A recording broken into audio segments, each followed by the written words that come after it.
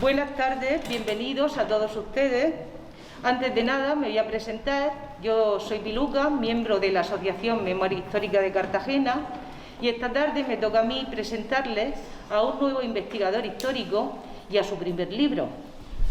Antes de comenzar la presentación, en nombre de la Asociación Memoria Histórica de Cartagena, del autor y en el mío, quiero agradecerle al Ayuntamiento de Cartagena, a Puerto de Cultura y especialmente a Encarna Zamora por habernos cedido este lugar tan singular y tan emblemático para presentar este libro. Es un privilegio poder contar dentro de estos refugios y con este entorno un libro que está completamente relacionado. ¿Se oye bien al final? Sí. Bueno, estos refugios, como todos sabrán, tenían una capacidad de 5.500 personas y se empezaron a hacer a principios del año 1937 y finalizaron en el mismo año, a finales de 1937. En esta misma calle, por donde han venido, habrán pasado por las escuelas graduadas, y se lo vengo a comentar porque precisamente las escuelas graduadas era uno de otros tantos lugares donde se celebraban los consejos de guerra a todos los procesados durante la dictadura. Es una pena que normalmente que la mayoría de la población no sepa a día de hoy la historia más reciente de nuestro país, que ha estado silenciada durante muchísimo tiempo. Aquí les presento a Vicente Juan Medrano Salamanca, un cartagenero entusiasta de la historia y, como podrán comprobar cuando lean este libro, un investigador muy minucioso, por lo menos con los datos que él consigue obtener, con una rigurosidad histórica completa y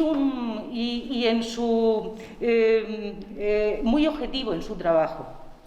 Este libro, Los consejos de guerra, que presentamos hoy, Consejos de guerra a las mujeres condenadas en la región de Murcia de 1939 a 1944, es un libro que no va a dejar indiferente a nadie, eso se lo puedo garantizar. Es un libro duro y cruel. Relata los hechos, hasta el día de hoy, inéditos para toda la población, por lo menos de esta región. Aunque parezca que por la vista que tiene es algo político, este libro no tiene ninguna connotación política, no tiene sentido político ninguno. Es un libro que no se puede discutir. Le explico por qué no se puede discutir. Porque todo está basado en documentos literales.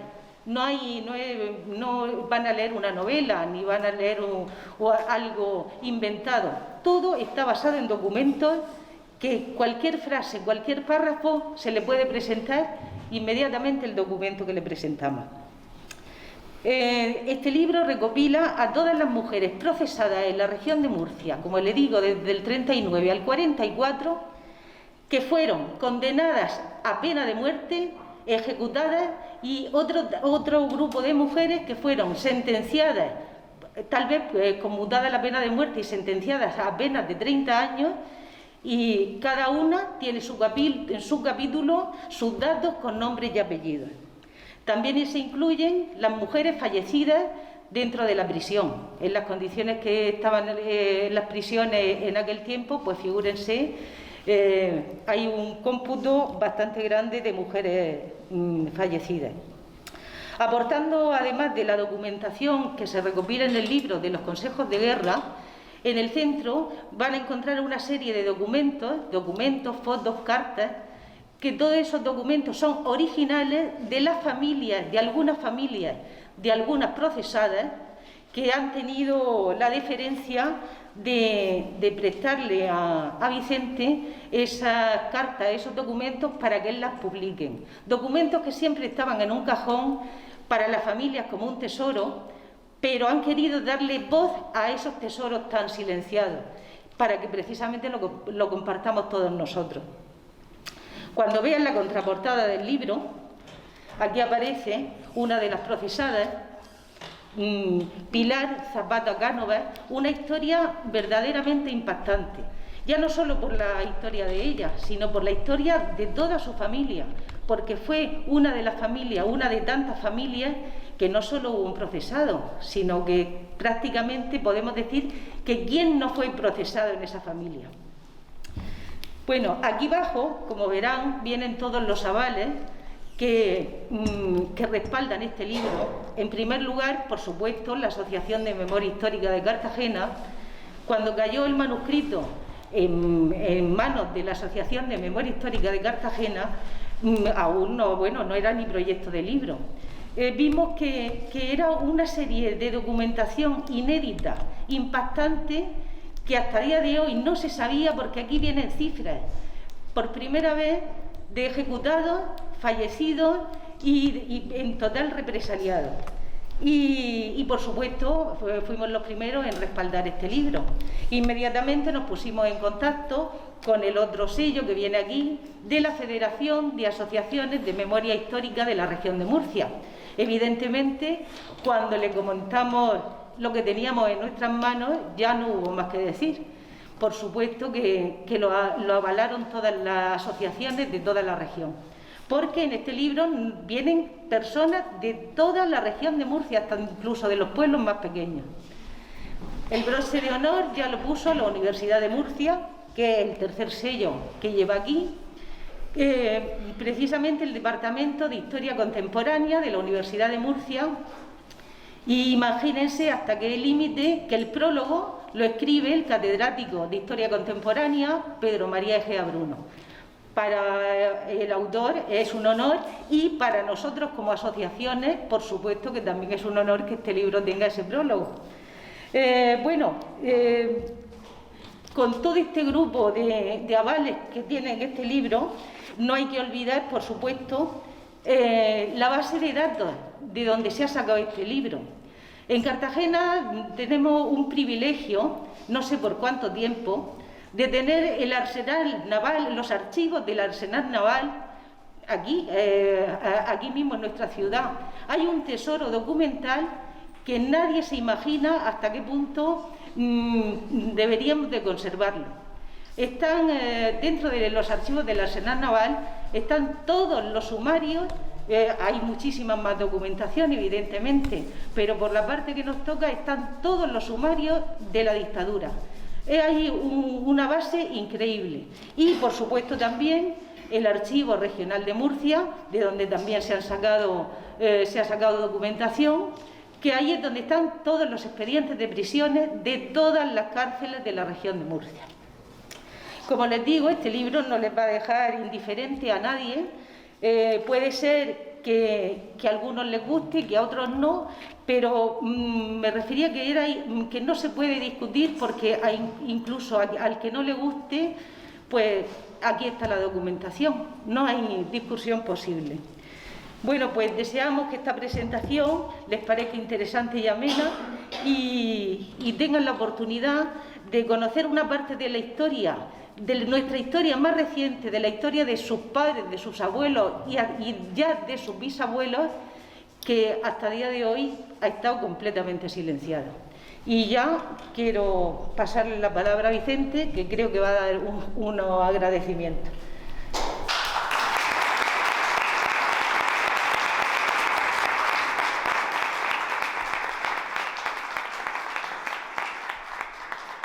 Buenas tardes a todos.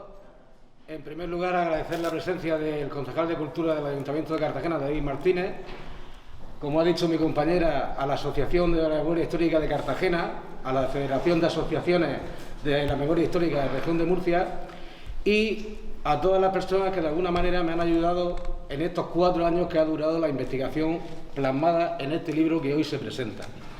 Entre ellas, a pesar de que no están aquí por diferentes motivos, me gustaría nombrar a Esperanza López, Prudencia Tomás Galipienso, María José Noguera, al autor de la portada, Toñín, mi amigo Toñín, eterno sufridor del FC conmigo, y dejo en último lugar a mi compañera Piluca, porque ella me presenta a mí, pero yo quiero presentarla a ella. Bueno. Ella ha comentado hace un momento que en el Archivo Naval de Cartagena se conserva toda la serie documental de los procedimientos del Ejército de Tierra y de la Marina que corresponden a la región de Murcia. Bueno, pues esos documentos, como podéis comprender, tienen 85 años y están sufriendo un deterioro por el paso del tiempo, porque han sufrido inundaciones, porque han sufrido el manejo de diferentes personas, y aquí Piluca, ella sola, lleva 2 años, ella sola, en nombre de la Asociación de la Memoria Histórica de Cartagena, fotografiando, bueno, 3. Lleva ella sola 3 años fotografiando esa documentación para que por lo menos se conserve, si es que alguna vez todo ese fondo documental, por alguna razón, saliera fuera de la región. No debemos de permitirlo, porque estando aquí nos permite a cualquier persona, no solamente a investigadores, sino a cualquier persona que esté buscando información sobre un familiar, pues es un desplazamiento relativamente fácil donde se puede consultar esa documentación. Bueno, pues vamos a empezar a abrir boca y explícanos a todos cuál es el origen de la investigación. Bueno, esta investigación tiene su origen, como otras muchas personas, investigadores y otras muchas que en mi familia, el padrino de mi madre, Ángel Cano Milla, fue fusilado en Cartagena, en el interior del recinto del Arsenal, el 5 de julio de 1940. Yo en mi casa preguntaba a mi madre, mamá, ¿qué pasó con el padrino? ¿Qué pasó con el padrino? Tenía curiosidad por saber esa historia. Pero en mi casa, como en todas las demás, pues había un silencio, una pared, un muro. Nadie quería hablar de esa época. Y por supuesto, en mi casa, pues tampoco se me contó nada. En vez de calmarme, a mí eso me excitó todavía más a proseguir la investigación sobre esta persona. Y siguiéndole el hilo a ella, pues tuve conocimiento de que en el Archivo Naval se encontraban los documentos que acabamos de nombrar y por ahí empieza la cosa. Como estamos en la época de las nuevas tecnologías, la primera impronta es acudir a Internet. Vamos a buscar información en Internet de qué hay sobre este tema en la región. Y lo más que me encuentro son una serie de listas en la que la más extensa pues no llegaba ni siquiera a 300 personas. Y aparecía un nombre.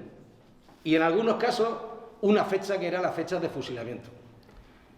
Como yo, al ir tirando del hilo del padrino de mi madre, cuando llegué a conocer su historia, me pareció tan impactante, tan trágica, tan interesante.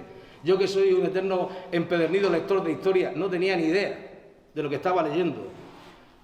Cuando vi esas otras listas con nombres, pensé que eran unas listas muy frías.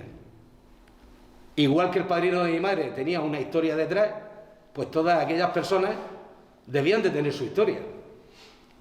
Y así, pues, empecé la investigación. La sorpresa sería que de esas listas que no llegaban a 300, pues han surgido bastantes más nombres y bastantes más personas que luego al final haremos un desglose de las cifras de la región de Murcia que hasta hoy nunca se habían publicado con datos contrastados. Sí, por eso quería yo comentar que supongo que todos los que estáis aquí lo sabéis en carne propia, el silencio de las historias familiares, un silencio que las personas que lo vivieron, encima de haberlo sufrido, han pasado décadas y ese silencio lo han mantenido. A día de hoy supongo que ya está bien que ese silencio se acabe.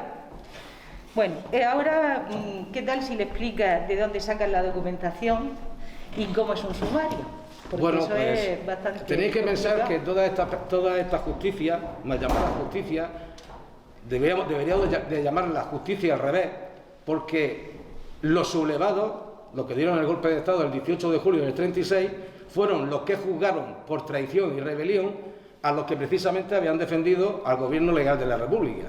Esa es la primera anomalía que nos encontramos. Son procedimientos judiciales intentando hacer una justicia que no tuvo ninguna garantía. No, ninguna. En el libro hay un preámbulo, nadie debe irse a leer ninguna historia de ninguna de las mujeres, porque este libro se puede leer por capítulos. No es una historia para coger la primera hoja y terminar en la última. Pero antes de entrar en la historia particular de cada una de estas mujeres que vienen en el libro, nadie debe de perderse o nadie debe dejar de leer ese preámbulo, porque nos va a aclarar muchas cosas de lo que luego vamos a ir encontrando de cómo se produjeron esos procedimientos. No penséis en unos juicios al uso de hoy en día. No tienen nada que ver. Eran procedimientos sumarísimos. ¿Eso qué quiere decir? Pues que había prisa. Esa prisa hace que inclusive personas que perdieron la vida en 48 horas fueran detenidas, fueran interrogadas, juzgadas en Consejo de Guerra y ejecutadas. Así de claro. En muchos casos, y perdona que te interrumpa, el abogado defensor, que normalmente lo vemos como una normalidad en cualquier juicio que vemos por la tele, en muchísimos casos el abogado defensor aparecía medio día antes de aplicar la sentencia. Y cuando hablamos de juicios, no hablamos de una persona sola por juicio. Hablamos de 20 por juicio, de 30, de 60 personas procesadas en un mismo juicio. Los sumarios, como estaba diciendo Piluca, no solamente iba una persona. Cuando iba una persona, es un sumario porque puede ser de unas 20 o 30 hojas. Dada la rapidez con la que se producían, pues no tenían prácticamente, no hay lectura prácticamente. Pero sí que es verdad que como que hay sumarios que tienen hasta 2000 hojas y no penséis que le están dando vueltas a la misma historia. Es que resulta que en ese sumario que tiene 2000 hojas, pues a lo mejor van juzgados 80 personas. 80 personas en las que el Consejo de Guerra y la sentencia se producía en el mismo día. En el mismo día hablaba el fiscal, hablaba el defensor que aparecía, le pasaban, no es que interrogara a las 80 personas, sino que se le pasaban las actuaciones que había realizado el juez durante la instrucción, se le pasaba 3 horas antes del procedimiento y tenía que defender a 80 personas. De ahí la pregunta si los juicios eran legales. Ya cada uno puede responder lo que le apetece. El sumario recoge todas las actuaciones que realizaba el juez nombrado al efecto con el secretario, que generalmente era de Falange, desde que la persona era denunciada ante la Guardia Civil, ante la policía, o inclusive cualquier persona que fuera totalmente afecta a la causa nacional y de reconocida solvencia moral, eso quiere decir católica y partidaria de Franco, de los franquistas, tenía la autoridad para ir por la calle, reconocer a un rojo y, aunque no fuera autoridad ni tuviera una orden de detención, presentarlo en comisaría con la correspondiente acusación. Pues en ese momento que se hacía ese atestado, se le pasaba la información al auditor de guerra. El auditor de guerra era el que movía todo el cotarro de los sumarios. Este le asignaba un número y a partir de ahí el juez nombrado y el secretario pues realizaban la investigación sobre esa persona, que se denomina, o yo la he denominado, fase de instrucción. El Consejo de Guerra, propiamente dicho, que ya he comentado que se hacía en el mismo día, es decir, se presentaba allí ante el presidente del Consejo de Guerra, los vocales, el ponente, el fiscal y el defensor. En el mismo día salía la sentencia y se terminaba. El sumario, las hojas del sumario. Es que sí, que lo habíamos ensayado. No. Hay que tener en cuenta que esta documentación hemos dicho que estaba muy deteriorada. ¿Esto qué quiere decir? Que no penséis que son folios normales, manuscritos con una máquina y que se puede leer fácilmente. No, estamos hablando de una época de escasez. Porque no, aparte de escasez, que estamos hablando que acabamos de terminar la Guerra Civil, en el año 1939. Por lo tanto, el papel es de bajísima calidad. Lo mismo te encuentras un papel cartón, que te encuentras un papel fotográfico, que te encuentras papel de fumar, literalmente, papel de fumar, papel de calco, una hoja de un blog y las tintas, si esta máquina, pues hay de color negro, de color azul, de color verde, Esas las que se ven, porque hay otras que ya el paso del tiempo ha hecho que la tinta desaparezca y lo que queda sobre la hoja es la impresión de la fuerza con la que la persona tecleaba en la máquina de escribir. Queda impresa lo que es la letra. Eso quiere decir que muchas veces para poder transcribir lo que estás leyendo, pues te tienes que ir al ordenador, abrir el zoom a todo lo que puedes, centrarte en una palabra y decir, bueno, a ver... Y descifrarla. A ver cómo lo descifro. Pero bueno, esos por lo menos están manuscritos a la máquina. Pero es que hay un número importante, aproximadamente el 50%, que está escrito a mano. ¿Eso qué quiere decir? Porque la dificultad de transcribir lo que se está leyendo aumenta considerablemente, puesto que cada persona, como todos sabemos, pues tenemos un tipo de escritura. Unas son muy sencillas de leer y otras auténticamente ilegibles. Yo hay veces que con un simple número, que aunque parezca absurdo, con un simple número, un número 5, para confirmar que ahí pone que hay un 5, por lo menos en las hojas donde viene la hoja de la partida de defunción y la partida de ejecución, si por suerte está todo manuscrito, hay que buscar hojas anteriores a ver si ese 5 le parece a ese 5 para confirmar que es un 5. Te dejan, los ojos te los dejas. Cuando sí. te miran a la noche parece que tienes tierra. El trabajo de investigación, ¿cómo se desarrolla? ¿Qué tiempo de tu vida aporta? Pues ya he comentado que esto me ha llevado, el plasmar todo esto me ha llevado 4 años. 4 años que la mayor parte, lógicamente, se lo ha llevado la investigación. Porque si yo aquí doy cifras totales de las personas que fueron represaliadas después de la guerra civil, pues tendría que verlos todos para poder dar después unas cifras y unos datos contrastados. O sea, realmente el mayor tiempo se lo ha llevado la visualización uno a uno de todos esos expedientes conservados en el Archivo Naval de Cartagena, expedientes de prisión en el Archivo Regional de Murcia. Aproximadamente estamos hablando de entre 18.000 y 20.000 procedimientos, aproximadamente, uno a uno, hoja a hoja. Y no solamente eso, es que hemos comentado que cada procedimiento no se limitaba a una persona. Por lo tanto, a día de hoy podemos decir que aproximadamente 45.000 hombres y mujeres de la región de Murcia pasaron por la justicia militar después de la guerra civil. La mayoría concentrados en los años 1939-1945. Pero eso no acabó ahí. Sabéis que mucha gente se exilió fuera de España para no ser represaliado. Pues en los años 60, cuando el régimen ya había aflojado, era otro tipo de dicta blanda, como decían, bueno, vamos a aplicarlo ahí para entendernos. Cuando regresaban a España, después de haber pasado 20 o 25 años de finalizada la guerra civil, nada más pisar suelo español, en los años 60 se les cogía, se les detenía y se les juzgaba en Consejo de Guerra por sucesos cometidos hacía 25 años. O 30 años. ¿Cuál era la diferencia con los primeros? Pues que cuando llegaban aquí y se intentaban buscar testigos o alguien que aportara información sobre esta persona, y más en ciudades grandes como podía ser Cartagena, o Murcia, o Lorca, pues no aparecía, no sabían ni quién era. Es que eran totalmente desconocidos, borrados de la historia. Aún así, se les juzgaba y se les condenó a 30 años, a 12 años, a 15 años, igualmente que a los primeros, pero con la particularidad de que a esa altura ya se habían producido una serie de indultos y, evidentemente, llegaban, se les detenía 5, 6, 7 meses, se les hacía el Consejo de Guerra con la condena correspondiente, pero automáticamente se les aplicaba el indulto que había salido y pasaban a su vida civil. Bueno, y ahora vamos a aportar las cifras de los 4 años de investigación, las cifras que vamos a presentar de la región de Murcia. Esto es en primicia, ¿eh?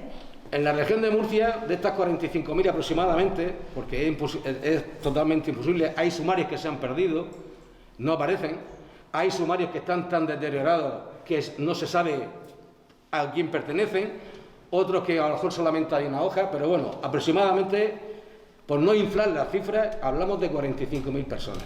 De esas 45.000 personas, 1.300 fueron condenadas a la pena de muerte en la región. De esas 1.300 fueron efectivas 771. Entre ellas, 771 ejecutadas entre ellas 14 mujeres. Además, hubo 1.500 condenas de reclusión perpetua. Y a partir de ahí, pues 25 años, 24 años, 20 años, o hasta 6 meses y un día, la absolución, que también estaba, o simplemente cerrar el procedimiento provisionalmente, porque en ese momento no se habían encontrado pruebas suficientes para condenarlo, pero quedaban anotados y vigilados por si en un momento posterior podía haber algo que pudiera achacársela a estas personas y volver otra vez a reabrir el procedimiento. La única forma en que se cerraba el procedimiento definitivamente sin pasar por el Consejo de Guerra era que la persona falleciera. Unas veces de forma natural, antes del Consejo de Guerra en su casa, y en las prisiones murieron 600 personas. Por el momento. Por el momento que hayamos encontrado, porque tener en cuenta que sí que es verdad que hay datos que están ya muy finalizados, como pueden ser las ejecuciones y las mujeres juzgadas, pero hay otros que están todavía vivos, porque se sigue investigando. Es que en Murcia, con expedientes personales, hay 9.000 cajas de expedientes de prisión. Hay que verlo. Y no solamente eso, tenemos un problema con la cárcel de San Antón, porque sus expedientes no están, es la única cárcel en la que los expedientes no están en el archivo regional, están ¿es Santomera o Santomera? En la cárcel de Santomera. En Santomera. Y no hay manera de sacarlos de allí y llevarlos al archivo regional para poder estudiarlos. Estas muertes, si hemos hablado de 45.000 personas, debéis de pensar y tener presente que en las cárceles normales, las de siempre, pues no cabían. Es que no cabían. Entonces se habilitó cualquier edificio, no que reuniera unas condiciones de salubridad convenientes, sino cualquier edificio que fuera capaz de albergar a esa ingente cantidad de personas. En Murcia, por ejemplo, se habilitaron como campos de concentración. Cuando alguien diga que en Murcia no hubo campos de concentración, sí hubo 2 campos de concentración. Uno fue en el convento de las Isabelas, campo de concentración número 1, y el convento de las Agustinas, campo de concentración número 2. Además, la región, por proximidad, estaba el supercampo de concentración de Albatera, que es el que todos tenemos en mente de los nazis, ese campo enorme, con sus barracones y demás. En Albatera la capacidad era para 15.000 prisioneros y llegó a estar sobrepasado totalmente. De allí habrá muchos murcianos de la región, vecinos, que no hemos podido localizar porque no hay, o por lo menos yo no he encontrado dónde está esa documentación. Y sabemos que en los primeros días de terminar la guerra, no solamente de terminar la guerra, sino cualquier territorio que se iba ocupando por las fuerzas sublevadas, la represión inicial era totalmente descontrolada.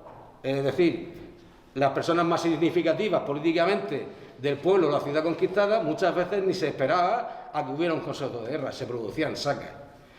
Sacas que, por ser justo, y como ha dicho antes Pilar, objetivo, evidentemente para poder contar la historia de estas personas,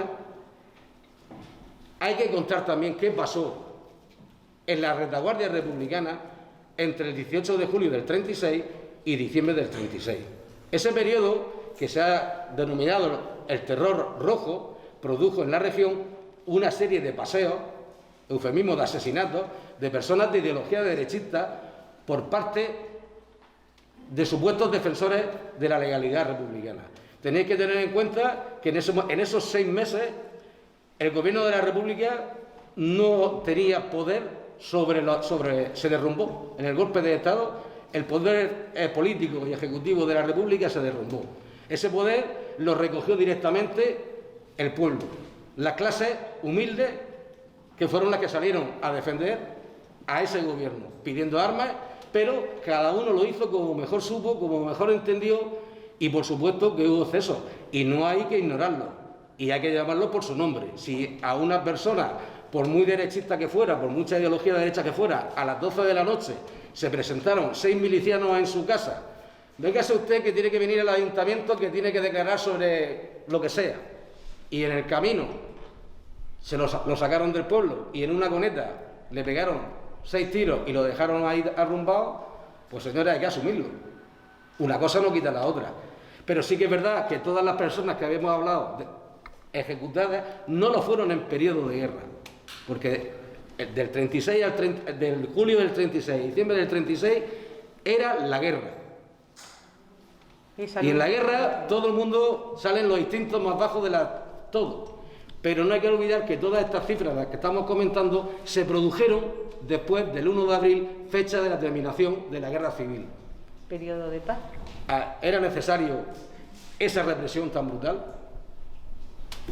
Yo quería puntualizar en los casos de personas que después de ser juzgadas venía la sentencia con la absolución. Hay algo muy singular que, por ejemplo, hoy es 17 de junio, imagínense que apresaban a una persona un 17 de junio del año 39. La metían en la cárcel y esperaba el Consejo de Guerra y la sentencia. Llegaba el Consejo de Guerra y la sentencia, pero el Consejo de Guerra y la sentencia, si lo habían apresado el 17 de junio del año 39, esa sentencia podía llegar con la solución en el año 43, 42, 44. La conclusión es, y está documentado, que aunque saliesen con la absolución, el tiempo de prisión era elevadísimo. Entonces lo quiero puntualizar porque no solo son víctimas las personas que tuvieron sentencias grandes o penas de muerte, sino hasta incluso los que salieron con la absolución pasaron un tiempo en prisión indeterminado, horrible, con todas las consecuencias, evidentemente. Hemos comentado antes que el tener que habilitar todos esos espacios como prisión, aquí en Cartagena, hemos hablado de los de Murcia, pero en Cartagena, además de la cárcel de San Antón, pues estaba el penal naval, que hoy en día todos lo conocemos como el cuartel de instrucción, ahora espacio de la universidad, el castillo de Galera fue prisión, el castillo de la Atalaya fue prisión, el castillo de San Julián fue prisión, en el Arsenal hubo prisión, en fin. Eso quiere decir que en una celda que a lo mejor estaba preparada para 4 personas, pues se encontraban hasta 12 personas. Eso produjo unas condiciones higiénicas, piojos, chinches y sobre todo enfermedades infecciosas. La más corriente y la principal causante de esas muertes fue la tuberculosis pulmonar. Pero no hay que olvidar tampoco que si en la calle no había para comer, en la cárcel había menos. Entonces, una parte muy importante de esas personas fallecidas en prisión lo fue a causa de la inanición, es decir, que literalmente se murieron de hambre. ¿Por qué centrar el trabajo solo en mujeres? Pues el centrar el trabajo en las mujeres tiene 2 motivos muy simples. Uno, práctico. Ya estamos hablando de las cifras. Yo quería acercar a las personas que están interesadas en este tema y a las que a lo mejor hasta ahora no hayan tenido inquietud por saber esto, un libro donde se pudiera leer, cubrir un vacío en la historia de la región. Pero evidentemente si me ponía a hablar de los hombres, pues hubiera tenido que hacer una enciclopedia espasa. Las mujeres porcentualmente fueron mucho menores que los hombres. Por eso se ha podido condensar en un libro que de todas formas es considerable, pero tiene su cabida. Y el segundo motivo, y para mí más importante, es que la mujer sufrió la represión de 2 maneras muy diferentes. Una manera directa. ¿Por qué? Porque la mujer que fue detenida, que fue encarcelada, que fue juzgada en Consejo de Guerra, condenada a pena de muerte, ejecutada o a años de prisión, evidentemente lo vive ella en primera persona. Pero hay una manera indirecta que las mujeres sufrieron. Las mujeres soy esposas y soy madre. Hay mujeres que no llegaron a tener un procedimiento judicial, nunca van a estar en una lista estadística, pero resulta que ejecutaron a su marido y a su hijo, o a sus 2 hijos. Precisamente, antes mi compañera hacía alusión a Pilar Zapata Carnaval. Esta mujer, condenada a la pena de muerte con 25 años y conmutada su pena de muerte 6 meses después, es una víctima directa. Pero su madre, la abuela Josefa, es esa otra mujer indirectamente represaliada. Y lo vais a entender enseguida. La abuela Josefa estaba casada con Silvestre. Y Silvestre fue juzgado en Consejo de Guerra y condenado a 30 años. Y lo mandaron a cumplir condena a una prisión de Santander. Y falleció en prisión. Pero Josefa y Silvestre tenían 5 hijos. 3 varones y 2 mujeres. Silvestre, primer hijo mayor, fusilado en el cementerio del Pinardo de Murcia. Su hermano Juan, fusilado en el cementerio del Pinardo de Murcia. Su hermano Miguel, condenado a 30 años y fallecido en prisión con 21 años. Ella, condenada a la pena de muerte y 6 meses, pensando que cada día que se levantara iba a ser el último, porque las personas que habían sido condenadas a la pena de muerte no sabían cuándo iban a ser fusiladas. Había que esperar, a pesar de que el Consejo de Guerra la había condenado a muerte, eso no era definitivo. ¿Por qué? Porque estamos hablando de una dictadura en la que hay un mando único, en este caso, pues su excelencia el caudillo. Pues todas las sentencias de muerte que se firmaron o se ejecutaron en España, desde el 17 de julio del 36 hasta mayo del 40, la firmó él personalmente. Ese documento se llamaba el enterado. Es decir, a una persona la condenada a la pena de muerte pasaba a la prisión provincial de Murcia, a una galería especial, pero no sabía cuándo iba a ser ejecutado. Esa espera hasta la llegada del enterado, que a él se le comunicaba a las 12 de la noche, imaginaros la prisión, que tendría su régimen de vida, a las 9 de la noche pues se apagarían las luces, lo que fuera. Había que esperar hasta las 12 de la noche, porque a las 12 de la noche se volverían a encender unas luces, se volverían a oír pisadas por el pasillo y alguna puerta de alguna celda se abriría. Era la persona que iba a perder la vida esa noche. Se la ponía en capilla, se le leía de nuevo la sentencia, se le leía el enterado de Franco y al alba era fusilada. Continuamos con la historia de Pilar. Hemos dicho ya su padre, 30 años y fallecido, su hermano Juan ejecutado, su hermano Silvestre ejecutado, su hermano Miguel fallecido en prisión, pero ella tenía una hermana, Ascensión. Ascensión también fue juzgada en Consejo de Guerra y le cayeron 6 años de prisión mayor. Pero el problema no fue ella. El problema fue que a su marido, Manuel, lo ejecutaron en el cementerio de los Remedios aquí en Cartagena. Es decir, que la abuela Josefa, en cuestión de 2 años, vio cómo su familia desaparecía totalmente. No solamente eso, sino que si la suerte de que a su marido o a sus hijos o a su padre estuvieran en la cárcel, estamos en una época en que la mujer pues prácticamente no trabajaba fuera de casa. Era el hombre el que llevaba el pan a la familia. Esas mujeres se quedan totalmente desamparadas. Todos sabemos el número de hijos que en esa época tenían los matrimonios, 5, 6, 7, todos seguidos, uno tras de otro.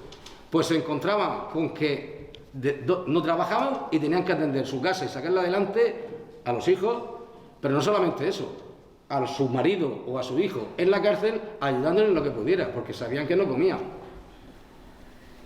Y encima, ante la nueva sociedad, pues eran mujeres completamente señaladas. Por eso el tema, centrarlo también en las mujeres, porque de alguna manera fuisteis víctimas de un todo. Me quedo sin palabras. Dinos la estructura del libro, lo que vamos a encontrar en el libro. Pues si alguien espera encontrar en este libro a grandes personas, grandes políticos, grandes generales, grandes batallas de aviones, de tanques, de infantería, pues no vais a encontrar eso. Porque este libro está centrado en las historias reales de esas personas humildes que vivieron. Unas nos podrán gustar más, otras nos podrán gustar menos, las veremos más interesantes, menos interesantes, pero son las historias reales de personas que pudieron ser nuestros vecinos. Vamos a encontrar las historias de las normales, de la gente corriente y de la gente, pues eso, de nuestros vecinos.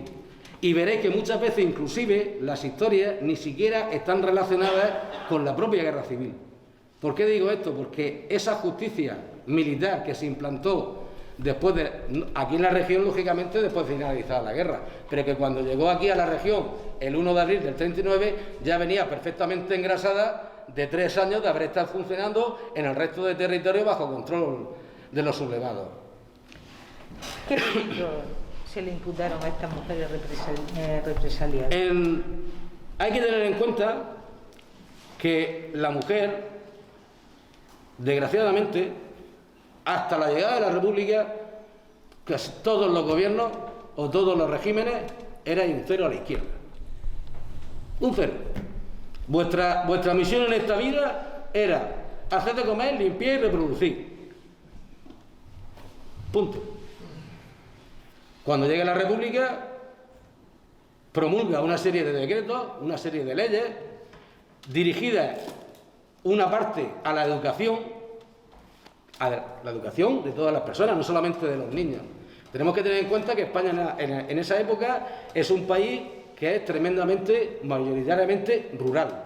Un 80% del país vive del campo y solamente hay un 20% que vive en centros industriales, la cornisa del País Vasco, la Cataluña y poquito más. Pues en esa mentalidad de la época de que la mujer no contaba para nada, la República ofrece educación, no solamente para los niños, también para los adultos. La mujer se promulgan leyes que le dan a la mujer su derecho al voto, por primera vez. Porque fijaros qué incongruencia, en el año 31 las mujeres podían ser electas a los cargos públicos, pero sin embargo no podían ser electoras. Esa anomalía se corrige en el año 33. Ojo, y con el voto en contra de alguna diputada socialista, que no lo veía bien, porque pensaba que la mujer estaba a la sombra del marido y sobre todo de la sotana y de la iglesia, del confesionario. España también es un país hasta ese momento católico, 100%, la iglesia tiene un poder enorme, está en todas las instituciones, que de alguna forma también viene a suplir una carencia del Estado. Si el Estado se hubiera preocupado por las clases bajas, por las clases humildes, de que tuvieran educación, pues la iglesia no hubiera tenido que asumir ese papel. Pero resulta que la monarquía de Alfonso XIII, la dictadura de Primo de Rivera, no me voy a remontar más atrás, nadie se ha preocupado de establecer colegios públicos, nadie se ha preocupado de esa educación, pues la iglesia sí que es verdad que ocupa ese espacio, no solamente en la educación, también en los hospitales, como enfermeras.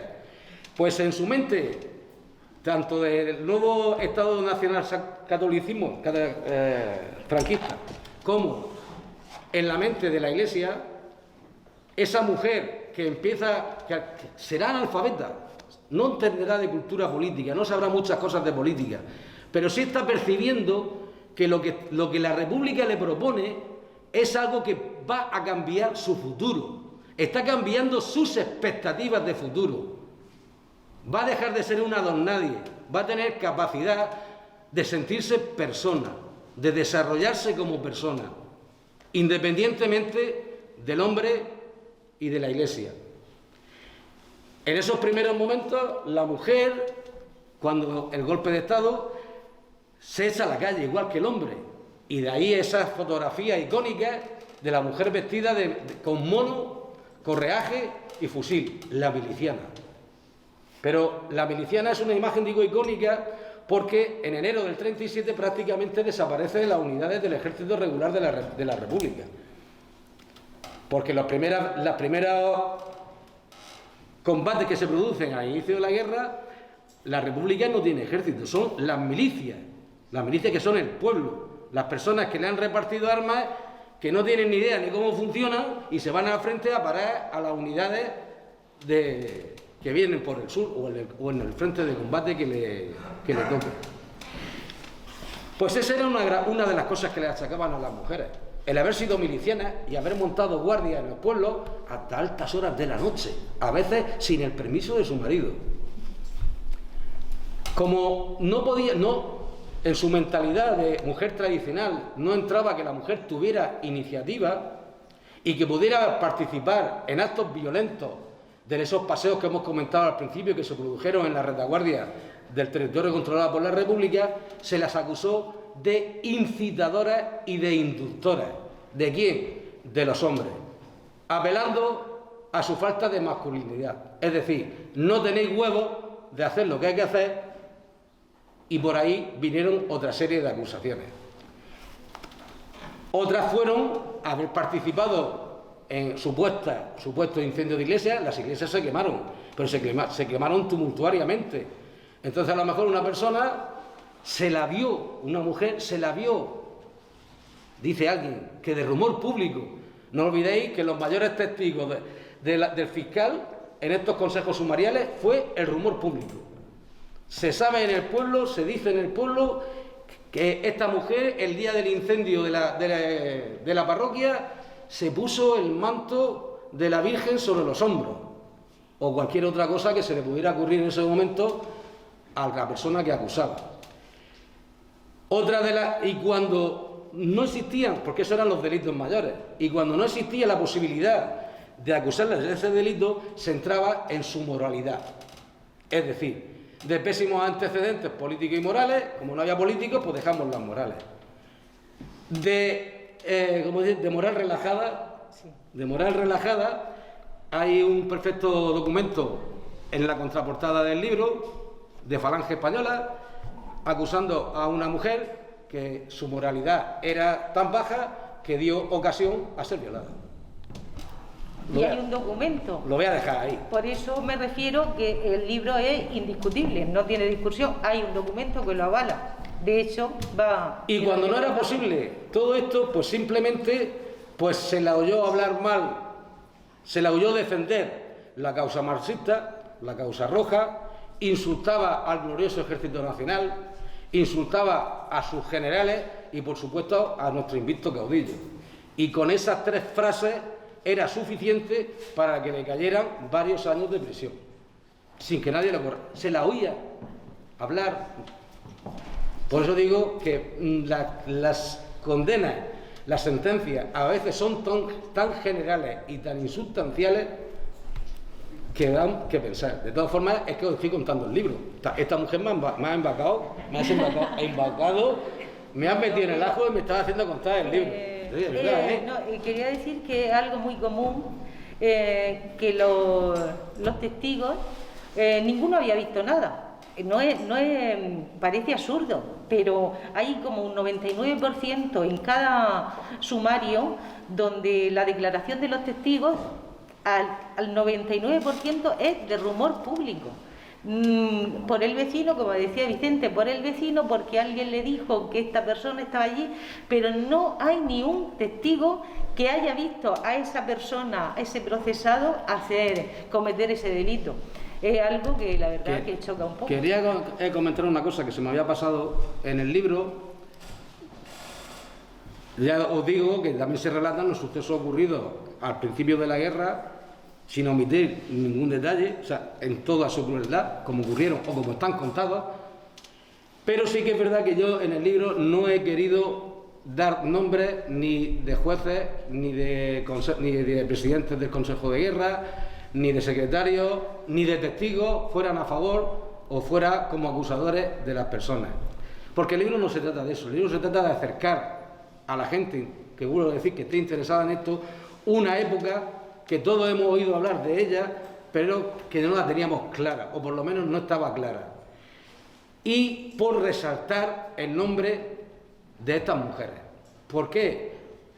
Pues porque de alguna manera ellas, las que estaban y las que no estaban en esas listas, hoy con este libro salen de ese anonimato, de ese olvido, se les da voz y recuperan de alguna manera su lugar en la historia. Una historia de la que ellas fueron protagonistas y que hasta el día de hoy habían perdido. Y que tienen que seguir saliendo, evidentemente. Aquí hay solamente un porcentaje muy pequeño en este libro, con nombre y apellido. El sufrimiento y el dolor y la desesperación de esas mujeres que no fueron víctimas directas, como hemos comentado antes, esas víctimas indirectas, se ve muy claramente, es muy palpable en las instancias de súplica, cuando su familiar, su marido, su hijo, su padre había sido condenado a la pena de muerte, las instancias de súplica que directamente se les mandaban al auditor de guerra y en ocasiones al propio caudillo directamente. Pues ahí, en esas instancias, se ve ese dolor, ese sufrimiento, esa desesperanza ante la próxima pérdida de tu familiar querido y la situación totalmente en la que va a quedar ella y sus hijos. ¿Qué condiciones sufrieron en la cárcel?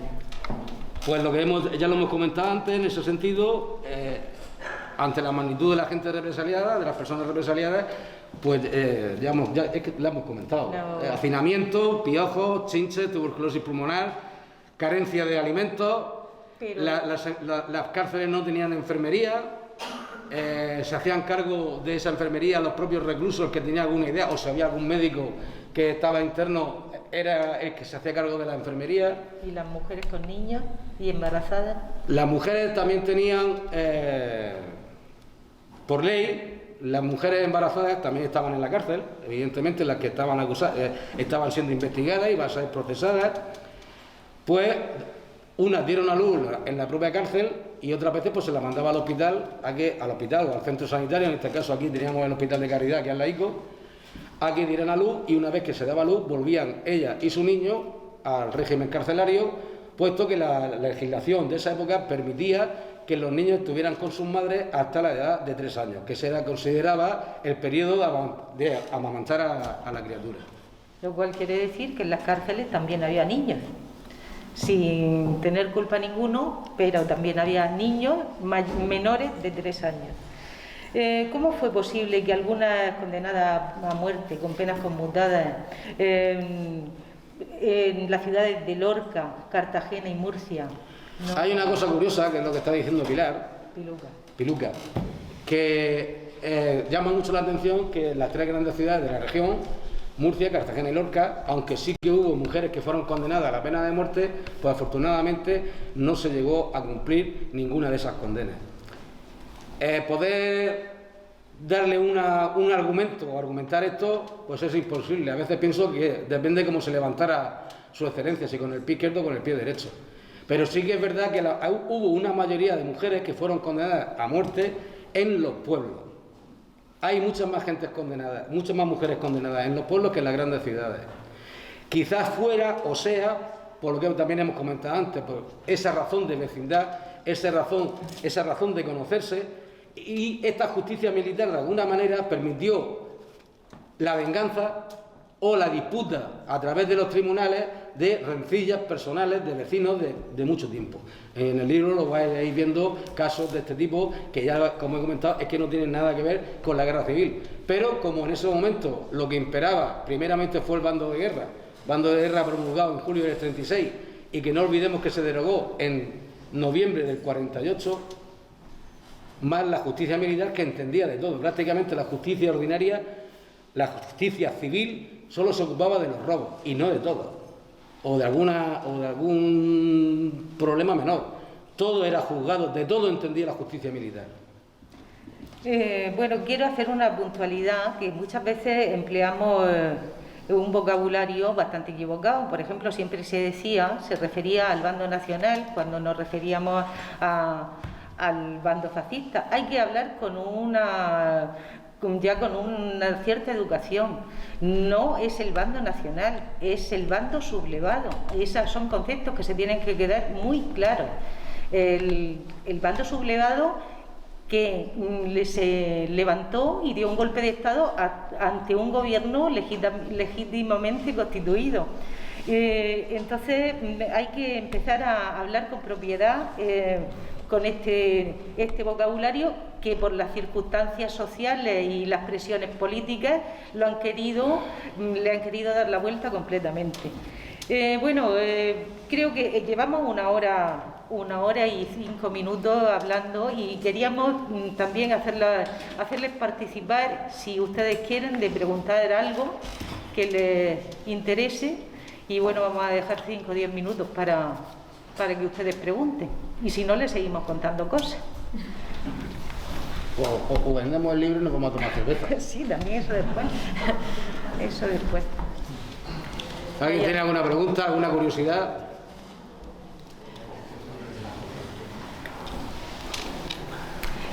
Bueno, no sé si es que no tenéis curiosidad o creo que todavía estáis asimilando todo lo que se ha dicho.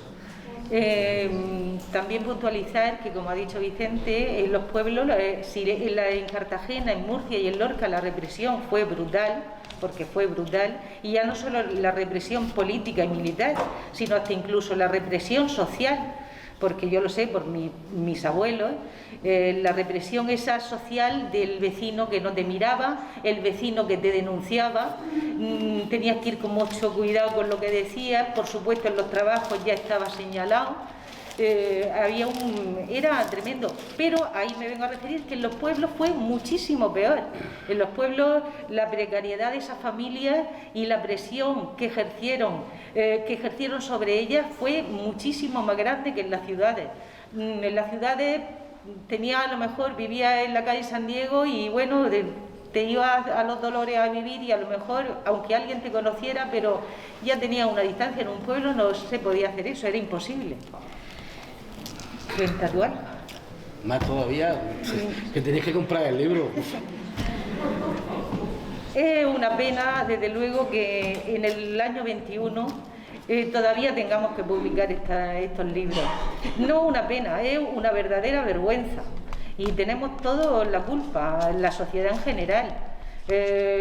La derecha por haber silenciado y la izquierda por haber dejado que nos silenciemos. Entonces yo creo que a día de hoy hay que decir que ya está bien, que hasta aquí hemos llegado.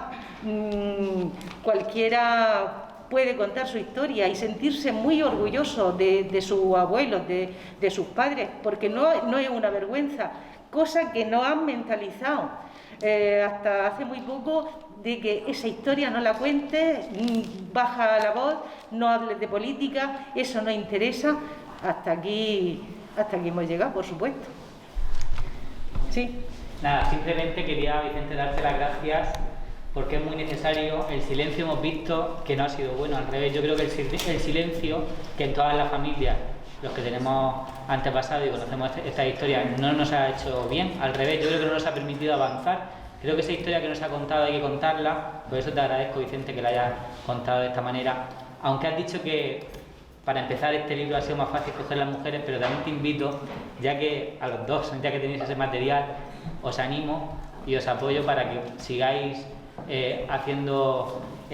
contando esta historia que no está contada. A lo mejor, como estáis comentando ahora, por los pueblos, que hay muchos casos en pueblos, bueno, pues a lo mejor esa es otra forma de ir cogiendo por zonas e ir contando esas historias que creo que son muy necesarias, porque no se ha hecho justicia, se sigue sin hacer, y creo que después de lo que habéis dicho, que yo creo que nos habéis dejado todos sin palabras, creo que hay todavía mucho que contar y que, como digo, si no lo contamos no vamos a poder avanzar. Ese silencio yo creo que no nos ha hecho bien. Muchas gracias. Gracias a ti.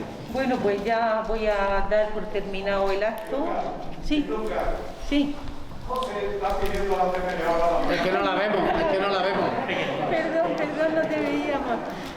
Quiero dar las gracias a Vicente porque sobre la revolución franquista se ha tratado mucho en escribir, pero mucho más sobre la mujer. La mujer hemos sido siempre el último eslabón en la historia.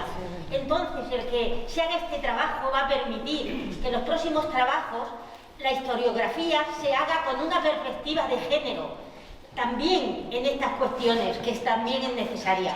Entonces, darle las gracias porque su intención a lo mejor ha sido de contar unas historias personales, pero el tema es que lo ha centrado en la mujer y ahí podemos abrir un capítulo importantísimo y necesario para entender el papel que tuvimos y el papel que tenemos que seguir teniendo. Nada más. Muy bien.